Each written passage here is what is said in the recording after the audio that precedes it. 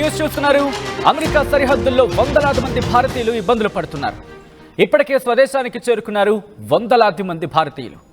ఏజెంట్లకు లక్షల రూపాయలు ధారపోసి చెల్లించి అమెరికాలో అక్రమంగా ప్రవేశిస్తున్నారు. చాలా మంది భారతీయులను మధ్యలోనే వదిలేస్తున్నారు ఏజెంట్లు వదిలేయడంతో ఖాళీ చేతులతో ఇంటి ముఖం పడుతున్నారు మన భారతీయులు. పనామా అటవీ ప్రాంతంలో టెంట్లు వేసుకుని ఇబ్బందులు పడుతున్నారు. మెక్సికో మీదుగా అమెరికాలోకి అక్రమంగా ప్రవేశించేందుకు ప్రయత్నాలు. ఇదే వారిని ఇరకట్టంలో పడేస్తోంది.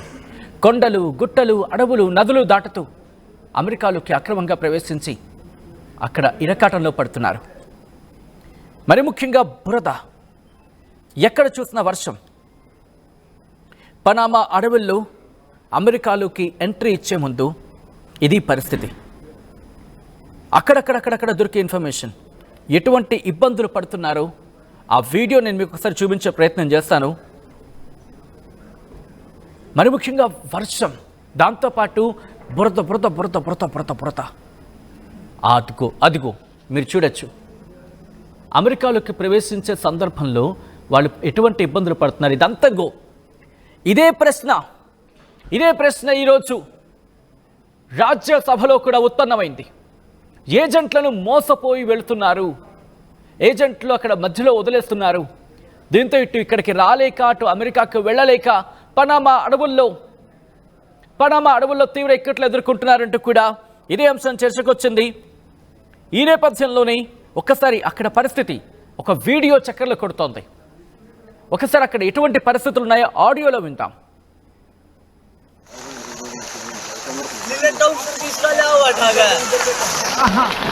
मक्खन कमाण जा भाई, देख लो मक्खन कमाण जना टेंट ले बैठा है।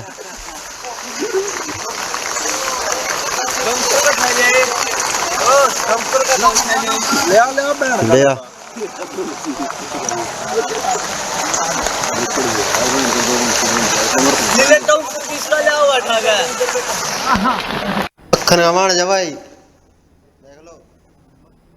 అది చూసారుగా, అమెరికాలోకి అక్రమంగా ఎలా వెళుతున్నారు. ఇదే ప్రశ్న ఉత్పన్నమైంది. ఇక్కడ ఏజెంట్లకు సంబంధించి ప్రశ్న ఉత్పన్నమైంది రాజ్యసభలో. కానీ అక్కడ సిచ్యువేషన్ చూడండి, అక్కడ పరిస్థితి చూడండి, ఎంతటి అధ్వానంగా ఉందో. అమెరికాలోకి ప్రవేశించాలి, అమెరికాలోకి వెళ్ళాలి అనే ఒక తాపత్రయం. ఒకరు కాదు, ఇద్దరు కాదు, వందలాది మంది అమెరికాలోకి అక్రమంగా వలస వెళ్లేందుకు ఎటువంటి ప్రయత్నాలు జరుగుతున్నాయో, ఇది ఎప్పుడు వెలుగులోకి వచ్చిందనేది ఒకసారి మాట్లాడుకునే ప్రయత్నం చేస్తే, ఈరోజు 104 మంది, ఇన్ఫాక్ట్ ఈరోజు అంటే నిన్న 104 మంది భారతీయులు అక్రమంగా అమెరికాలో నివాసం ఉంటున్న వారు డిపోర్ట్ చేయడం జరిగింది. వాళ్ళు భారతదేశంలోకి చేరుకున్నారు. భారతదేశానికి చేరుకున్న తర్వాత ఈరోజు రాజ్యసభలో కూడా ఇదే అంశం చర్చకు వచ్చిందంటే అర్థం చేసుకోవచ్చు. ఆ డిపోర్టేషన్కి సంబంధించి విపక్షాలు ప్రశ్నల వర్షం కురిపించాయి కేంద్ర విదేశాంగ మంత్రి జయశంకర్ మీద. ఆయన కూడా క్లారిటీ ఇచ్చే ప్రయత్నం చేశారు. ఆ విషయాన్ని పక్కన పెడితే పనామా మీదుగా ఎటువంటి ఇబ్బందులు పడుతున్నారు ఒక్కసారి ఆర్టీవీ స్క్రీన్ మీద మీరు చూస్తున్నారు ఎక్స్క్లూజివ్ విజువల్స్ని. చాలామంది తమ భూముల్ని అమ్మేసి, తమ ఆస్తుల్ని అమ్మేసి ఏజెంట్లకు తాకట్టు పెట్టి, ఎందుకు నేను ఈ మాట అంటున్నాను తాకట్టు పెట్టంటే, ఎంత నమ్ముంటారు. మీరు అక్కడ ఉద్యోగాలు ఉంటాయి, మీకు చదువులు ఉంటాయి, గాల్లో మేడలు కట్టించేస్తూ ఉంటారు. పాపం అలాంటి వాళ్ళని నమ్మి మోసపోయి ఎలాగైనా అమెరికాలోకి వెళ్ళాలని చెప్పి ఇటువంటి సాహసమైన ప్రయత్నం. పోనీ ఇంత చేస్తే ఏం లాభం? అమెరికాలోకి వెళ్ళిన తర్వాత అక్కడ దొరికిపోతున్నారు. ఎందుకంటే అంతా డిజిటలైజ్ అయిపోతుంది. అక్రమంగా వెళ్ళిపోయిన తర్వాత దొరికిపోతున్న పరిస్థితి. వర్షం, బురద, మట్టి, ఎక్కడ చూసినా అలా నదులు, వాగులు, వంకలు దాటి ఆ టెంట్లు, ఎక్కడికక్కడ టెంట్లు వేసుకుంటూ తినడానికి ఏముంటుంది ఇంక అక్కడ? దొరికే ఏ పండు, కాయో ఇవి తిన బతకాలి. ఏ దుంపలు అలాంటివే ఇంక వెళ్ళేదారులు. ఒక్కసారి అక్కడ పరిస్థితి మీరు చూస్తున్నారు ఆర్టీవీ స్క్రీన్ మీద, ఎంత దయనీయమైంది. దాంతోపాటు మీరు చూస్తే కనుక ఒక్కసారి అక్కడ చూడండి, ఆ ఫెన్స్కి సంబంధించి, అంటే యుఎస్లోకి అడుగుపెట్టే ముందు ఒక సరిహద్దు ఉంటుంది కదా, ఆ సరిహద్దు దాటే క్రమంలో కూడా అనేక రకాలైన ఇబ్బందులు పడాల్సి ఉంటుంది వాళ్ళకి. ఇక్కడ ట్రావెల్ ఏజెంట్ని నమ్మేస్తారు, వాళ్ళందరూ మధ్యలో వదిలేస్తూ ఉంటారు కొంతమంది. అయితే అందరిని ఉద్దేశించి అంటే మా ఉద్దేశం కాదు, ఇక్కడ కొంతమందికి సంబంధించి. ఎందుకు కొంతమంది అంటున్నాను, ఆ సజీవ సాక్ష్యం చూడండి. వాళ్ళు నమ్మి ఏజెంట్లు మధ్యలో వదిలేస్తే దిక్కుతోచని పరిస్థితుల్లో వాళ్ళ బంగారం, వాళ్ళ ఆస్తులు తాకట్టు పెట్టి ఏజెంట్లకు డబ్బులు కట్టి ఏజెంట్లను నమ్మి అడ్డంగా మోసపోయి ఇటు ఇంటికి తిరిగి రాలేక, భరత భూమిలోకి అడుగు పెట్టలేక, భారతదేశంలోకి అడుగు పెట్టలేక, ఒకసారి ఆ విజువల్స్ చూడండి.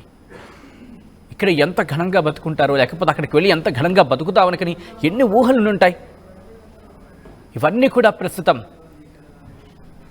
వాళ్ళ ఆశల మీద ఎంత నీళ్లు చల్లుంటాయి. కానీ అలా వెళ్ళిన తర్వాత, ఎందుకంటే నిన్న ఇదే ప్రశ్న, ఈరోజు ఇదే క్వశ్చన్ రైజ్ అయింది. కనీసం సంఖ్యలకు సంబంధించి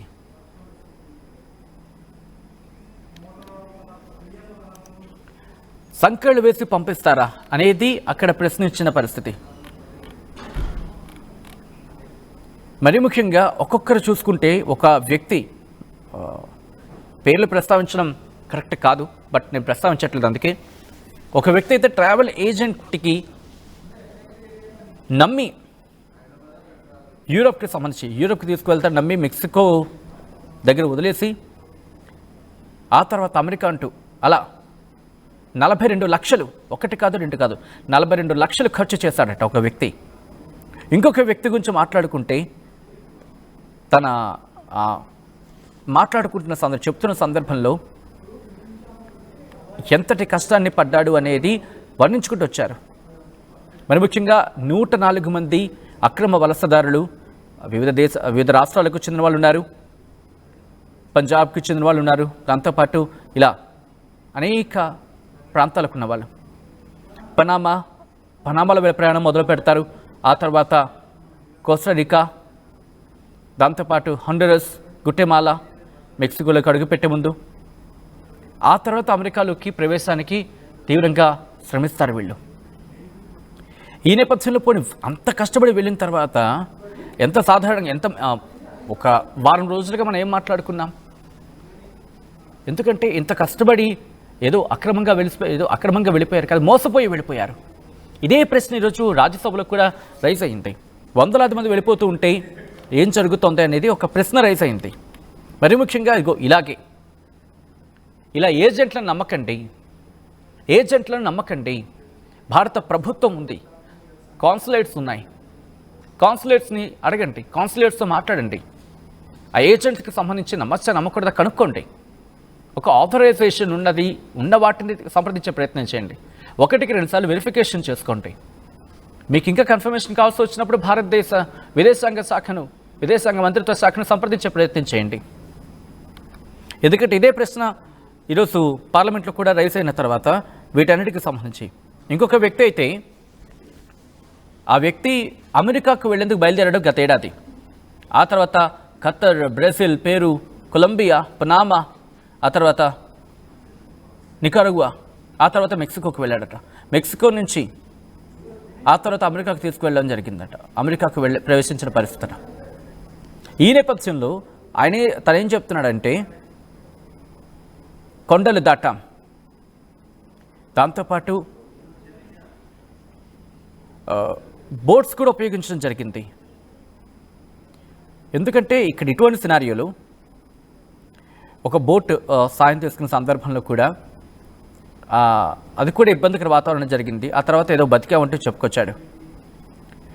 ఇంకొక వ్యక్తి గురించి మాట్లాడుకున్నప్పుడు ఆ వ్యక్తి తన ఎక్స్పీరియన్స్ని షేర్ చేసుకున్నప్పుడు, పనామా అడవుల్లో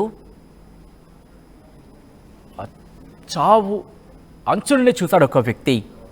ఎందుకంటే ఆ సముద్రానికి సంబంధించి కూడా సముద్రంలో కూడా మునిగిపోయేంత పరిస్థితి అయింది. అక్కడ సిచ్యువేషన్స్ చూసినప్పుడు ఒక వ్యక్తి అయితే సముద్రంలో మునిగిపోయేంత సిచ్యువేషన్ వచ్చింది, ఇంకొక వ్యక్తి అయితే మాత్రం చచ్చేంత పరిస్థితి వచ్చింది. ఇలా అనేక ఎక్స్పీరియన్సెస్. ఇంకొక వ్యక్తి అయితే 42 లక్షలు ఖర్చు చేశాడట. ఇంకొక వ్యక్తి చెప్తున్నప్పుడు అయితే మాత్రం కళ్ళంబడి నీళ్ళు వస్తాయి ఆ మాటలు వింటూ ఉంటే. ఇక్కడ వాళ్ళ గురించి ఎందుకంటే వాళ్ళ పర్సనల్ ఐడెంటిటీని రివీల్ చేయడం సబబు కాదు కాబట్టి నేను రివీల్ చేయట్లేదు. కొంతమందికి అయితే మాకు అన్నం లేదు, ఒకసారి అయితే తినడానికి ఏమీ దొరికేవి కాదు, కేవలం బిస్కెట్లు. ఎంతకాలం బతికేస్తామండి బిస్కెట్లతో?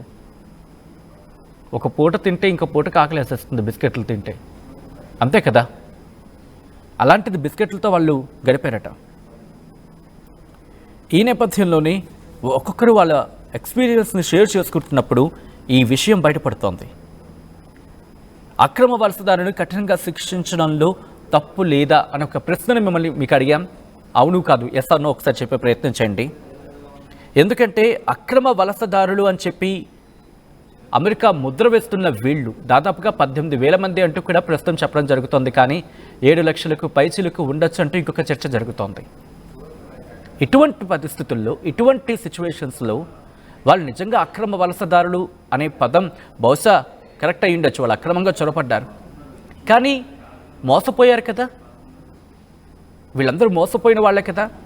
అంటే అందరినీ నేను ఇక్కడ ఉద్దేశించి చెప్పడం కరెక్ట్ కాదు. దొంగతనం ఎలా చేసినా దొంగతనమే. కానీ గతిలేక దొంగతనానికి పాల్పడారు అన్నప్పుడు అక్కడ మానవీయ కోణాన్ని ఆలోచించమా?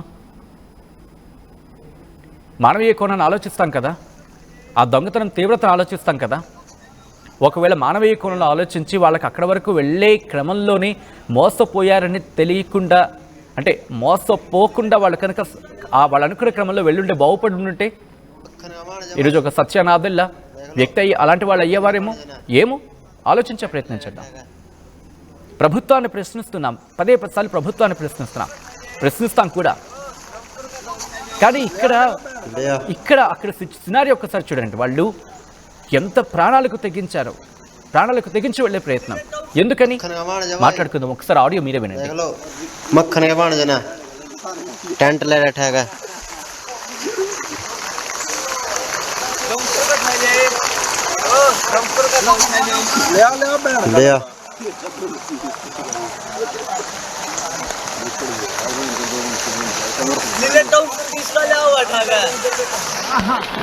मक्खन का बन जा भाई, देख लो मक्खन के बन जाना टेंट ले बैठा है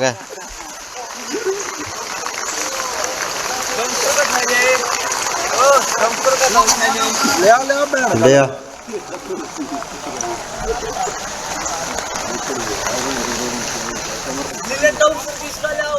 వాళ్ళ భాష, వాళ్ళ ఆవేదన వ్యక్తమైంటే, వాళ్ళ మాటలు వినింటే కనుక నిజంగా తిరిగొచ్చిన వాళ్ళని దొంగలా చూడద్దు. అమెరికా నుంచి 104 మంది 18,000 మంది తిరిగి వస్తున్నారు కదా, వాళ్ళని దయచేసి దొంగలా చూడద్దు. నిజంగా బహుశా అటువంటి బుద్ధి ఉన్న వాళ్ళకు సంబంధించి మీకు తెలిస్తే కనుక ఆలోచించే ప్రయత్నం చేయండి. ఎందుకంటే ఇలాంటి కథలు చాలా ఉన్నాయి. ఈ వ్యక్తి ఏమంటున్నాడంటే, చూసారా మా బతుకు ఇప్పుడు టెంట్ల పాలైందంటూ హృదయం ద్రవించిపోతుంది కదా. ఎందుకంటే వాళ్ళ ఇంటెన్షన్ అక్రమంగా చొరబడాలని కాదు, అమెరికాలోకి వెళ్ళాలి. ఏజెంట్లను నమ్మారు, లక్షలు ధారపోశారు, లక్షలు కొంతమంది అయితే.